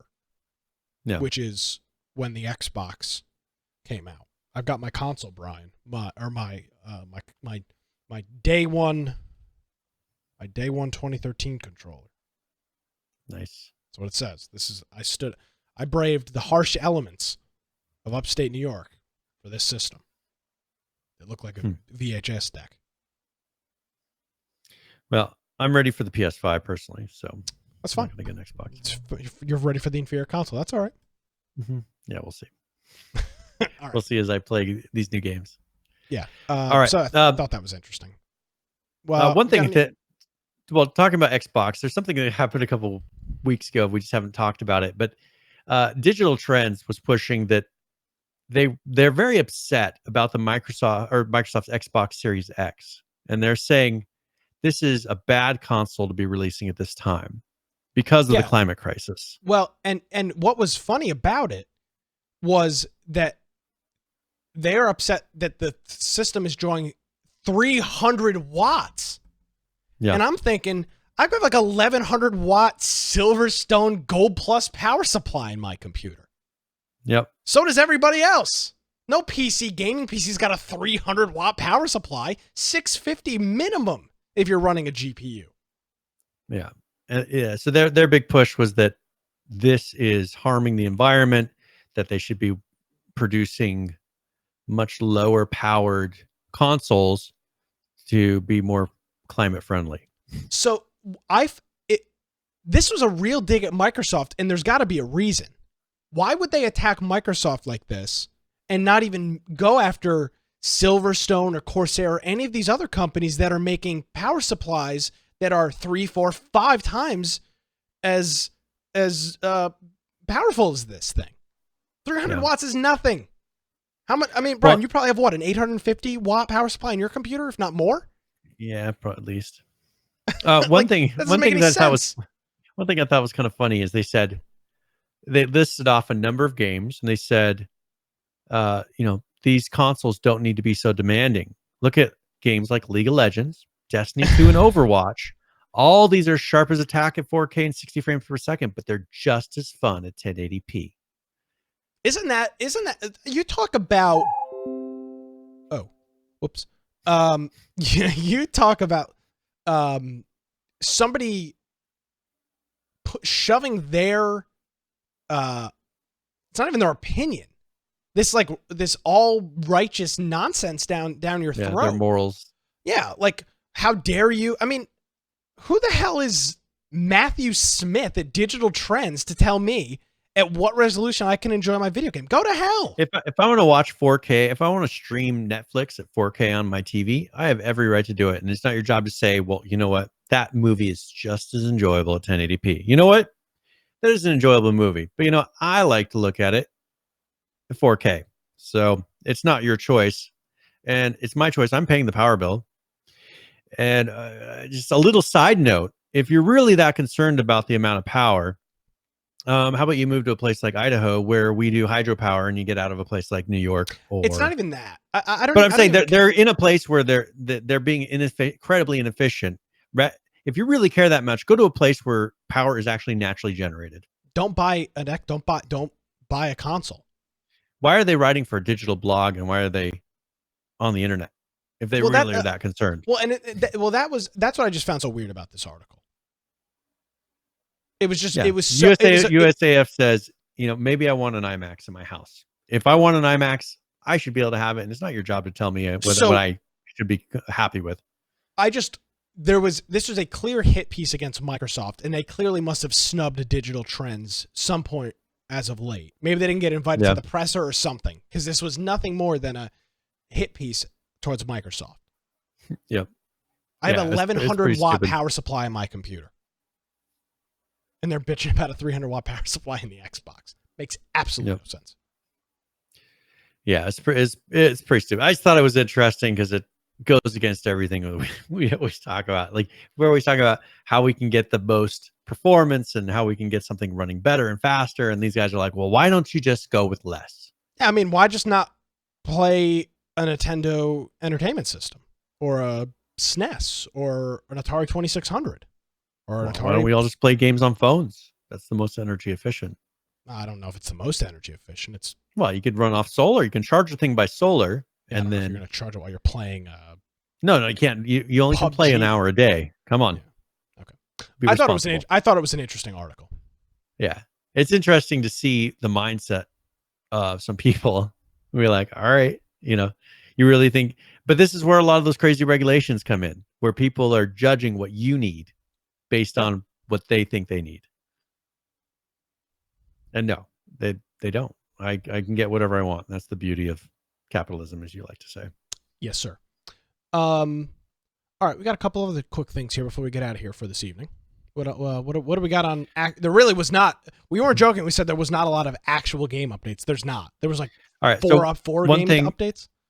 Atlas, no updates this week, but I will mention that they have responded. That the issue. Remember, I was mentioned. I think it was last week or the week before about how with my tools, my Mark server manager tools, I had a lot of people saying, "Hey, you can't connect to a Arc server or Atlas server running on Linux." Yeah. And Atlas's Grapeshot has confirmed that it is their problem, and they're going to start looking into it. Hey, it is not my fault. You that? Was it an email to you or was it public? It's not public. So it was an email, it's communication. Yes, side communication. Oh. Did you use the Infection Podcast moniker to push a little weight around? Sorry. No, I didn't. No, use biteoftech.com. I use my GitHub, yes. Gotcha. So I appreciate it. Yeah. I tried using the infection sway with them and it just doesn't work. It just doesn't hold any up. That's crazy. Yeah. So anyway, hopefully, because I want to kind of jump in there and see, like, just play it a little bit, but I don't want to play it on a public server. I just want to spin it up and try building a boat and seeing if anything has changed. But it doesn't work. So hopefully they'll get that working soon. You can play single player. Yes, I guess I could play single player. Yeah, I could. Yeah, I could. But I figure it would be more fun to just have everybody kind of run around together and do something. Yeah. Another thing, We Happy Few put out a documentary. Now, we don't need to watch this now because it is a 40-minute documentary, but it is the making of pretty much it's called the Cost of Joy documentary. And it is a full documentary on the making of We Happy Few. So if you're interested in what happened in the background with that, I haven't watched it yet, but I just came across it last night. You want to watch a minute of it? Yeah, you could play a minute of it. There's a lot of talking and things like that. Yeah, let's listen into it for a second. I wanted to do art for games, but I wanted to work on more experimental stuff. So when I met Guillaume, it worked out perfectly because he was just starting his little indie studio and had this very creative project he was working on. Compulsion had been developing a game called Contrast for a few years. He basically founded the studio through that. In the very beginning, it was a lot of hard work. There was a main character, there was the main character's invisible friend, there were mechanics, there was no story. The main character didn't have a name, and so I came on and we started batting around ideas. We eventually arrived at a theme of fatherhood. I haven't thought about you in a million years. Well, then I guess I gotta remind you who I am. I'm just a wife and a mother now. Yeah? I heard you had a kid. We've been working really hard, and we're really... So, yeah, this is cool, Brian. I haven't seen things like this before. Yeah. That's something that it really gives you an inside view of what's happening in the background. Because a lot of times there's a lot of, we know with We Happy Few, there was a lot of kind of turmoil with Sony and how this originally was launched, and then it people were like, oh, that intro isn't how the whole game is. And like, they totally redid the whole thing. I bet you there's a lot of story, the back and forth and coming to that decision. Even like The Long Dark, I'd be interested in seeing a documentary on The Long Dark, because that's another one where they've done so much stuff and there's been a ton of happening in the background that probably be very interesting for people to see that are really interested in gaming. What does the studio do? What's your favorite game? The space game, your favorite space game that didn't pan out, that you're still angry. Not Star Citizen. No Man's Sky. Thanks, Val. No Man's Sky. Thanks, Val. No Man's Sky. Wouldn't it be interesting to kind of see what happened with that and like what they had to do to turn that around and fix it? I mean, I think it'd be very interesting for games like this. Make documentaries if you have an interesting story like this. But see, part of the problem with making a documentary like that is unless you started earlier on and like recorded, you have to be videos, recording, and making videos. Yep. Yes, and most people don't, because they're so raveled up in building the actual game. And that's not a shot at We Happy Few. I'm just saying they're so raveled up in building the game, they don't. Like, Brian, people probably say the same thing else. Like, oh, do you record the thing that you didn't know? We didn't record everything we did originally. We record all the podcasts, but it's just something you don't think about in the moment, I guess. Yeah. You're trying to like actually get a working build of your engine, a game out of your engine, not, hey, what do you think about, Hey Brian, what do you think about this game not compiling? What are your thoughts? Get ready to enter to do our first build of the official game, and recording that. Like most people do not do that. It's someone sitting in a room. Oh man, this isn't building. Like, what do we got to do to figure this out? Hi, Nick Craig, Infection Podcast here. You have any thing to say about the game, your build, Brian?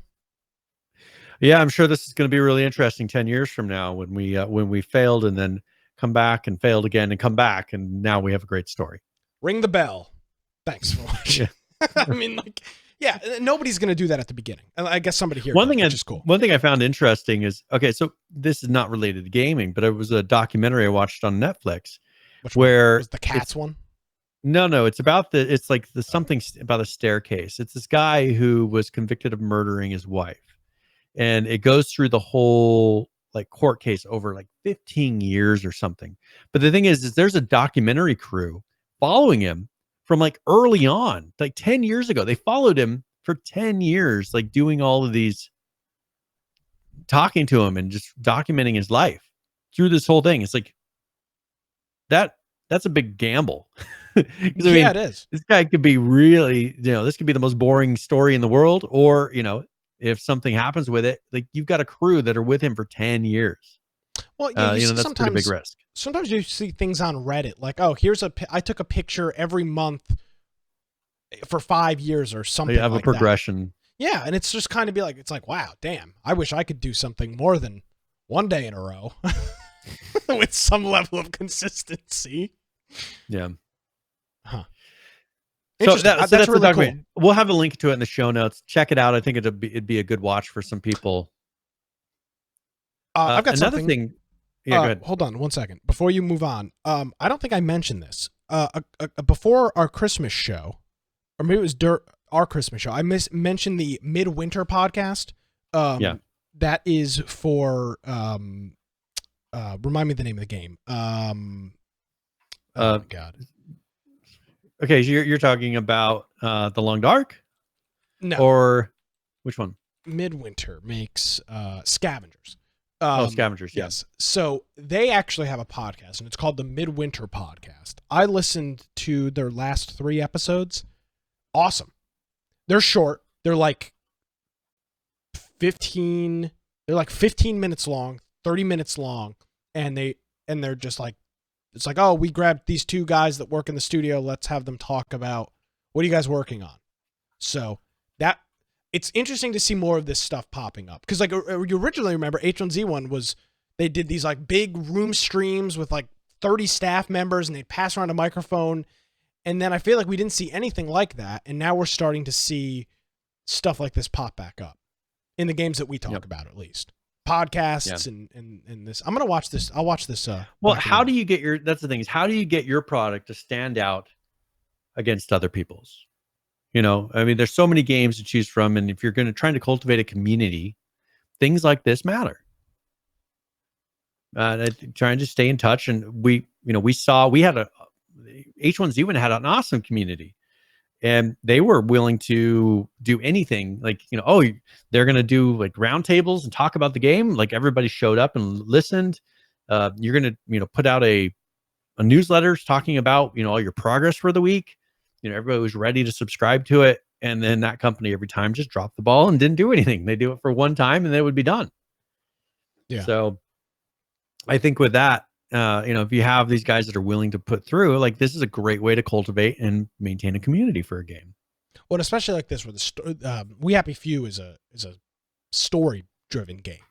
So it's even more, I think it's even more important for that. Yeah. And this for people that are really interested in that game, go check it out. One thing now, Rust had put out a post and they did a kind of a look back at the year of 2019. Okay. So it's just a blog entry, but they go through and talk about just some of the things that kind of like what stood out to them for 2019. One thing I found interesting is he had a category here, and of course this is Gary Newman, and he said, early this year, we stopped doing full-time prototypes and moved most of those staff into the Rust team. Thank you. Was that Barbie for Bobby. 20 months in a row? So yes, thank you, Barbie. She's got some comments that we're looking very respectable, Brian. I'm sure that has something to do with your collared shirt. Yes, and you shaved. What is this notion? I shave multiple times a week. I know, just saying. That's just at different intervals. Main comment. Sometimes I shave on a Monday, and sometimes I don't shave until a Thursday. It just depends. My week it depends on. You do not shave all the time. Correct. Sometimes you have a beard. Yeah, it depends on where I am in the cycle of the week. I shave in the morning before I go to work. Okay. Anyways, that was her comment. So don't yell at the viewers. I'm going to yell at the viewers. Don't. I am very fragile. You're like a flower. Yes, don't crumple me. Yes, please. Okay. All right. So anyway, they switched from, because they were having people make prototypes. Remember, like, for instance, that Moss game that they pulled back from, and then they put everybody in the Rust team full time, and it wasn't very productive to keep going like this. They said the pattern that developed was that they had a bunch of talented developers that were working on stuff for 2 years, waiting for him to basically throw it away. They didn't feel like they were part of the team, being on these satellite studios, and they were only communicating with each other. So then he says, when everyone joined the Rust team, everything clicked into place and it felt right. Everyone's pulling in the same direction. Everyone's feeling useful, and everyone is being done. Everything being done is worthwhile. So that's their comment on the whole prototyping thing that they were doing before. Okay. Now, you spent some time working at the evil empire of Google. Mm-hmm. Yes. And companies like Google, Facebook, and Apple specifically, they pay you to spend part of your week essentially screwing around. You're just like trying things, tinkering with things, testing things, trying to build concepts. That's part of your, was it like 25% of your work week or something? It's a large amount. And I think they do 10%. 10, okay. But I think they have a 10% that you're free to do. 10% of your work week, you're allowed to do whatever you want. Yeah. So that would be like kind of what they're describing. Now, well, no. These guys, these teams, that's all they did was prototypes. Yeah, but is that is that necessarily a bad thing? Well, but what he was saying is they didn't feel like they were accomplishing. It was more of a downward feeling for the developers, because usually their stuff never made it into production, and they felt like they were making it for no reason. Well, okay, that makes sense. And so like they'd make something, and then he'd be like, "Oh, we're not going to use that." Like the whole Moss thing, that never got anywhere. I mean, they tossed all of that away. And so he was like, we had these talented developers. Most of the stuff they made never saw the light of day. And he just said, all right, that's cool, but we're not using it. So they brought him into the Rust team, and they're just working on Rust now. But he says what they're doing next year, so this year, is they're not throwing away the stuff that they got made in that prototyping stage. They're going to use those and try to make creative things out of those. So, for instance, Chippy was where, people were playing those consoles or the arcade machines inside of Rust. Mm-hmm. That was part of the prototyping stuff that they were working on, those little games. I'm sure the music stuff was too. Yeah, I'm sure part of it. They probably were working on something else, and it's like, oh, how can we use all this technology? And how can we put MIDI in in a video game? And one thing they say is Chippy has sold over 9,249 copies to date. The average player plays about 1 hour and 7 minutes of Chippy, and it's very positive on Steam. They've grossed $110,924 in just Chippy sales. Talk about transparency, baby. Yeah, that's one thing. Face Punch, they're always very good about putting numbers. Like if you follow Gary Newman, he is not afraid to say exactly what's happening. He will tell you. He tells you he had a hemorrhoid once, and he posted about it on Twitter. Very detailed description of his dealing with a hemorrhoid. I mean, that's just how Gary Newman is. He doesn't hide anything. He's not ashamed of anything. I guess once you get famous enough, he's like, what does it matter what you think of me? He doesn't care. So anyways, they put videos for a lot of the different things that they released through the year. The merchant, they have a picture from PAX and the merchandise. They talk about that a little bit. Mm-hmm. That was their experimental booth at PAX. They have another post. Yeah, he has another post where he talks about the merch and how that works. For some reason, we're not in that picture. And then they talked about Rust console that's coming. It says we announced the Rust console exists and is coming sometime in the next year. So they're doing a console version of that. They talk about Rust Steam and some of the stats. He's very good at stats. He loves making pages dedicated to stats. You were talking about companies don't do this. Rust is the company that says, all right, we sold 9,015,476 copies of Rust. I remember one time he showed we had this many returns of our game, like chargebacks, and he shows the exact numbers. He says we sell it most popular is in the US, then Russia, then China, then Argentina, then UK. It's on the wish list for this many Steam counts. How many concurrent players? 93,595 was there. Get off my beat. Get off my beat, That Gary Newman. That was in July. Get off my beat. All right, get off my beat, Gary Newman. I mean, Jesus. This is my He's trying to steal your segment too. I know. Everybody. I have one thing on this show, and that is current players. And then you're stealing it. Gary Newman is stealing it. Yeah, that's true. Steam is offline. I can't do it. I mean, it's just like, what the hell? The craziest part on this is the skin creators. That's what I was going to say. Like, look at how much they're making. So the skins that are available on the store are curated from the community, and skin creators earned $3.5 million combined. Yeah. And there's a total of 8.8 million skins, but they've earned 3.5 million out of that. It's crazy. He talks about that instrument DLC. They sold 42,651 copies of that. At what? $15 a piece? Oh yeah. They made $330,000, $977 off of it. Yeah. And it's only been out a month. Yeah, over $250,000. Yep. Yeah. So, and items have been sold 29,200,000, 125 times in the marketplace, and the total gross for Rust up to this point is $142,393,014. That's fucking insane. Yeah. He says next year, we want our bigger, stronger, and sexier team. They think that they're going to pull off Rust's biggest update ever. Now that they have, the whole team is working on just that Rust for the most part. They've got Gary's mod is now 15 years old. Yeah, that game made 108 million. Yeah, so they talk about that game. I'm sure they're still doing things for it, but I think Rust is going to continue to be their primary thing. Obviously it's their moneymaker. And it's what most people are buying and playing. So, but that's from Face Punch. I thought it was very interesting for them just to totally lay it out there and be like, hey, here's everything about what's happened. Here's where we're at. And I think that they've always done a really good job of that. So I always appreciate it. Agreed. All right. What else we got? I think that's... There was one update for Ark, Okay. and this was pretty much came out today. Is it today the 7th? Yes, today.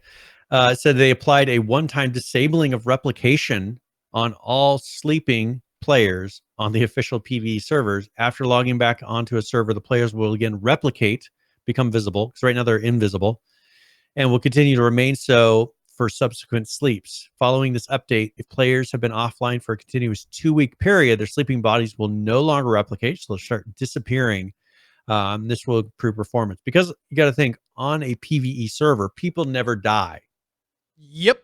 So when people go to sleep, they get killed by the dinosaurs.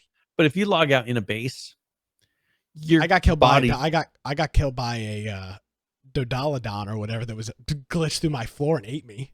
Well, I guess that's a possibility. But you got to think, when people are logging into PvE servers, you'll get thousands and thousands, and it's got to be a huge performance impact. Yeah. So they're trying to deal with that by making people just not show up anymore after 2 weeks. So that fine with me if that's what it takes. ROE did their season 7, so this is a pretty big update for them. Their major update for January 1st. But they've done their adventure season 7, which is Covert Tactics is the theme. Got a lot of new skins. They've added some new abilities like a stealth cloak. Now you haven't seen Harry Potter, so I would say the invisibility cloak. I love Harry Potter. Yeah, right. So they have the invisibility cloak on Harry Potter. It's pretty much one of those. Like he throws it on and just instantly disappears, just like in Harry Potter. That's so super cool. Yeah, they have the biosignal detector, which pretty much allows you to see things that are around, and some new landmarks on one of the maps. Pretty big update. So new vehicles, guns, a lot of stuff in there. So if you're playing ROE, you would have seen this. You can check it out. Another game is PUBG. They ended one of those tests. Remember those limited time tests that they do? Yeah. The skill-based rating, they finished the test of that. And so what they'll do is they're rolling this one out. They'll be then putting in another testing phase after they've gone through all the data that they've collected during this test phase, and then put out pretty much a test 2 with whatever revisions that they want to do on it. So another one that they did is that the motor glider, which allows you to fly in game. So they're doing that. It's available. Actually, that one just ended like this past week. Mm-hmm. So that one, I'm sure they'll be doing the same thing, to where they're going to look at the data and see, did people use it? Did it mess up the balance of the game? And then decide if that's something they want to actually put into the game. Same thing with, they've been testing, making changes to the audio, and they had their roadmap through 2019 of improving audio all the way through December. December, they went through and focused on gun firing sounds, reverb, and things like that. They found that there were problematic areas as far as the audio ranges, the distance, and the volume. There was a certain area that just didn't work out well, and so they're trying to figure out how to do that. Their goal through this is hopefully in early 2020 that they're going to be able to make some major improvements to the audio, so that the distance that you're hearing someone is actually matches what you would think in your head it should be. Because right now it's kind of off. As we always talked about how audio is usually such an QOL like end of game thing, but poor audio that makes it sound like people are further or closer to you is game breaking. I mean, yeah. Well, I that's mean, a just like huge H1Z1 back in the day, anytime someone walked through one of the berry bushes, you could hear it halfway across the map. This right here, they're getting down to the level because people get so tuned in. People play these games so much, they get tuned into when they're at this, I hear at this level, they're this distance away, they're coming around, this person's upstairs. I think now they want to make sure that it is truly, even for a newer person coming into the game, it's not just that someone's played so much they kind of memorized, okay, this audio level that actually represents the real world. So they're going to really be focusing on that. And that's pretty much what they're working on right now. No major updates, but they've been talking about some of the changes that they are going to do for the most part in the audio department. So if you're interested in audio and games and PUBG, we'll have a link to that article. And I think that pretty much covers it. Oh, Awesome. there was Dead Matter, actually. Oh, okay. Dead Matter, they put out their holiday development update and just kind of showed off some of the things that they're working on. For instance, one of their developers is working on a dynamic weather kind of snow system to where you have snow buildup on the map, and one interesting thing, where technically this becomes more difficult is if you look, they show the snow kind of building up next to the buildings. That you'll notice underneath a overhang, like there's no snow on the ground there. And then they show some buildup of snow around the base of buildings. I don't know. Can you switch to that really quick? Are you able to see that? It's right below the one you were just showing. Is this the one you're looking for? This one right here? Yep, that'll work. You can see how as snow kind of builds up, it gathers along the edge of a building. Yes, that's actually, I can confirm it, living in a snowy climate for 20 years of my life, that is actually what happens. It is not a flat they're trying to make it. They're trying to make it look realistic. If you go down, you can see this too. Yeah, and that's what they want. They're having it to where it actually deforms as well as you walk. It's not the 100% accurate right now. Yeah, the blocks, the snowball that's making a rectangle doesn't really. Yeah, I know. Yeah, that's going to be something they're working on. And then they show some of the work that their artists are working on as far as building. There's no way it's going to look like this in game. No, yeah, you know how that works.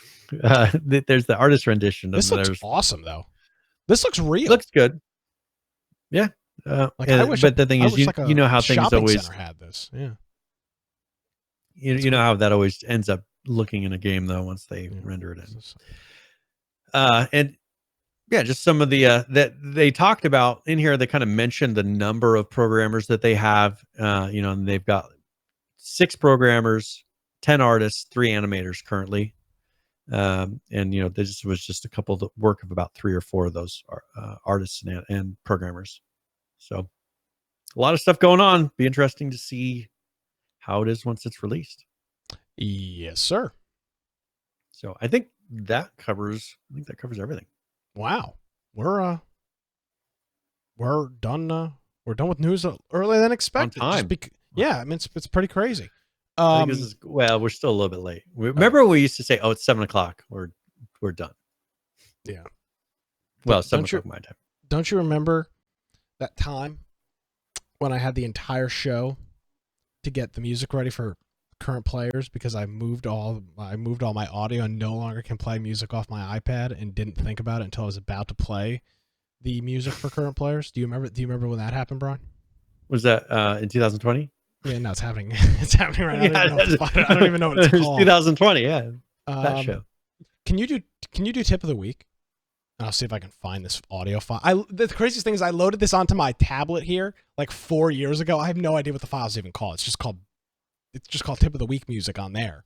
So, I have to find it. All right. So, well, do you want me to do the game giveaway first? I mean, we could do the game giveaway. No. Yeah. I mean, it's up to you. I need you to do tip of the week. I got. All right. So tip of the week is where I go through and either give a general gaming tip or one for a specific game. And since we're going to be playing some SCUM this weekend, I figured that would be my tip of the week. I hope this plays.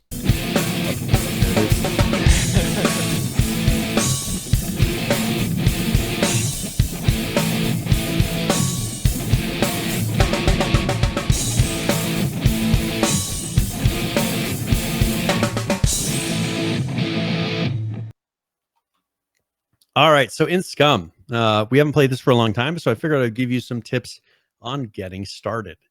One thing that you can do, we were talking about in other games, you can struggle to really miscreated, DayZ, just even get started and get a basic weapon. One thing in SCUM that you can do is if you find 2 stones on the ground, you can then go to your crafting menu, which unlike DayZ, you can actually open and find. You can then craft a stone knife. With that knife, you are then able to cut the bushes that you find in the world, and that allows you to get long sticks. And then from those long sticks, you're able to craft what's called an improvised wooden spear. And this spear will really help you defend yourself. You got to think there are kind of zombies and AI. There's big robots and things that you're going to have to defend yourself against. And so this gives you a very good weapon that you can go through and actually defend yourself against various little things that are coming around. Deacon mentions that you can also cut up your clothes and make a bag from these items. And another thing you can do is at this point, you've got a weapon to defend yourself. You can start going out and trying to find items in the world. And you'll be able to craft and make, like they have the rags for making bandages if you start to bleed. It allows you to patch wounds. You can use those to now hunt animals, which allow you, you have the wooden spear, you actually can kill an animal, and then it'll allow you to get food and just start that progress. So the first thing, but it starts with 2 stones, make a stone knife, which you can then cut up your clothes and cut up things with. And then you can make the spears, and then that will allow you to walk around and not get killed instantly while looting. Now this game has the whole metabolism system. Don't get overwhelmed with that. That's something that for a lot of people, they look at it and it's a really crazy screen to look at initially. But what you're mostly looking at is your calorie and water intake, keeping those balanced, and your digestion system.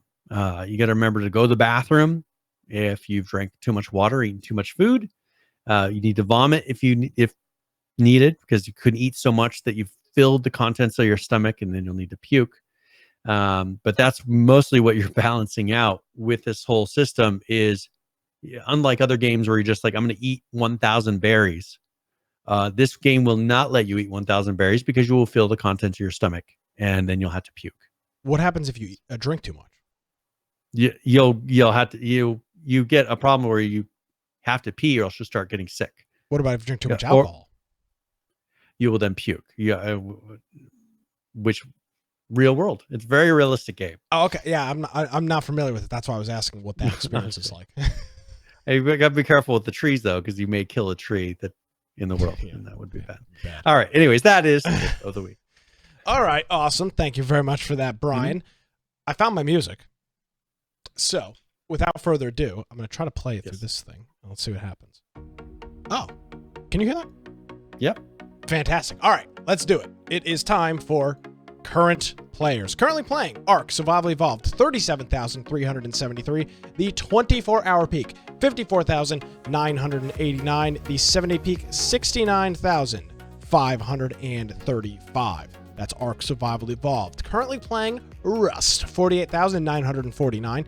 The 24-hour peak, 66,682. Now, Brian, I got to go back to this article from Rust. Did he break the all-time high with this number of 97,000? Hold on a second here.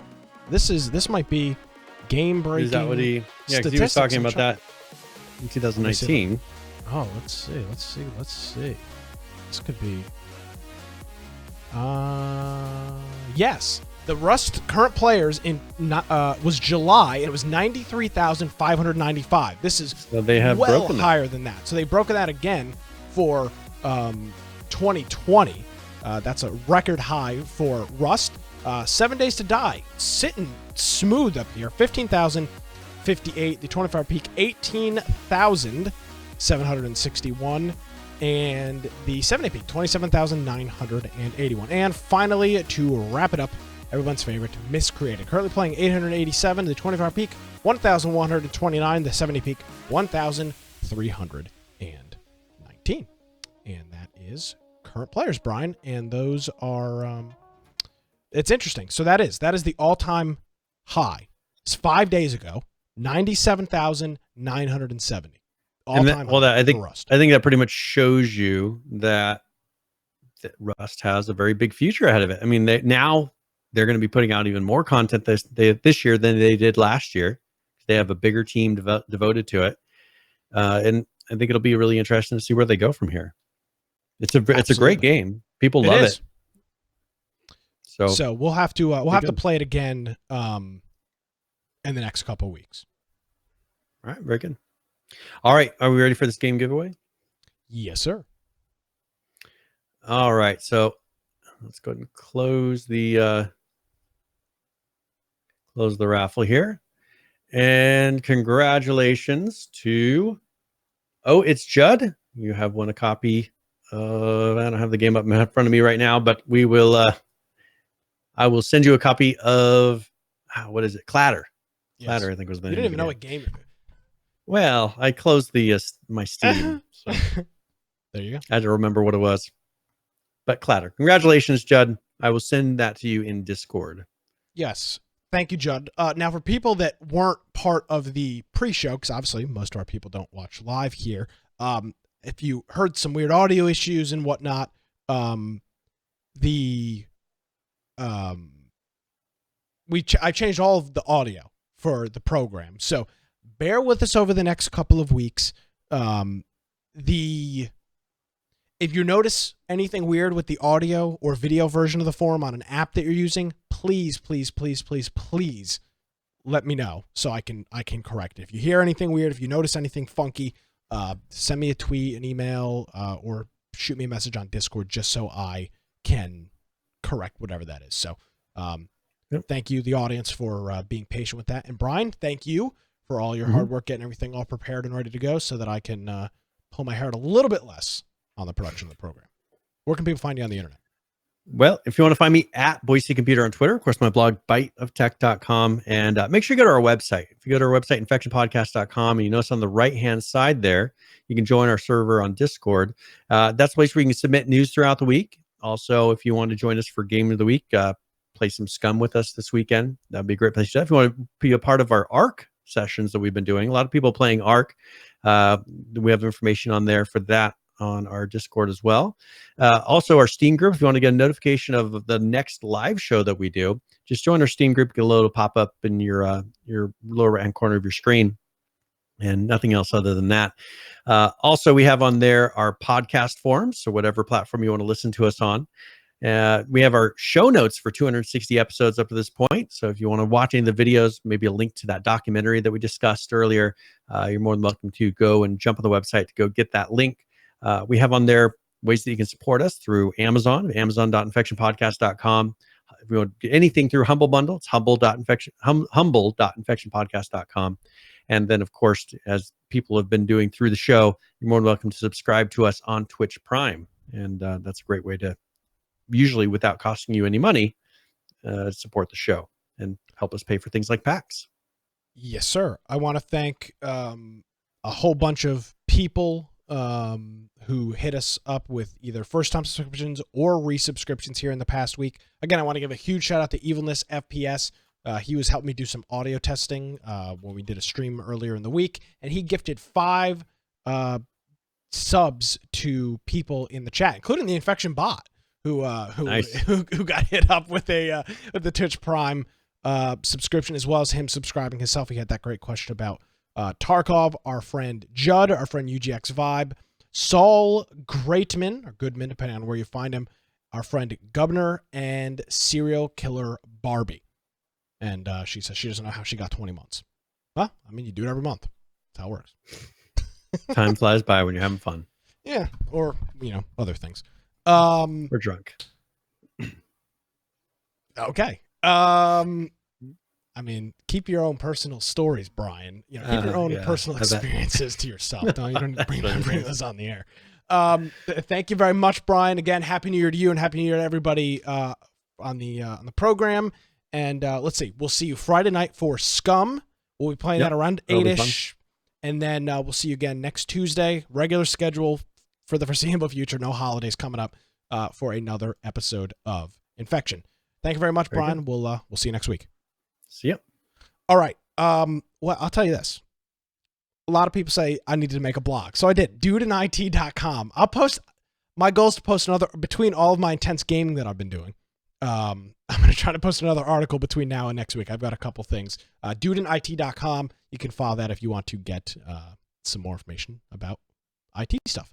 All right, you can follow me on Twitter at Nicholas M. Craig. If you missed any portion of the show, if you're looking for news, videos, pictures, links, all that can be found on our website. It's infectionpodcast.com. Thank you so much for joining us, everybody. Have a great week.